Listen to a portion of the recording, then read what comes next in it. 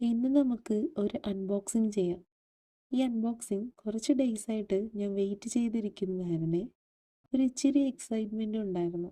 എന്താന്ന് വെച്ചാൽ ഈ ഒരു സാധനം പിൻട്രസ്റ്റിൽ കണ്ടുകൊണ്ട് കുറേ നാളായി ഞാൻ വിഷ് ലിസ്റ്റ് ചെയ്ത് വെച്ചിട്ടുണ്ടായിരുന്നതാണേ. ഈ ഒരു വർഷം തീരുന്നതിന് മുന്നേ തന്നെ എനിക്ക് വേണ്ടി ഇത് ഞാൻ മേടിച്ചല്ലോ എന്നോർത്തുള്ള എക്സൈറ്റ്മെൻ്റ് ആയിരുന്നു അൺബോക്സിങ് ചെയ്യുമ്പോൾ. നമുക്ക് വേണ്ടി നമ്മൾ തന്നെ മേടിച്ചാലേ പറ്റുള്ളൂ എന്നൊരു സിറ്റുവേഷൻ വന്നാൽ അങ്ങോട്ട് മേടിക്കുക, അല്ലാതെ എന്താ.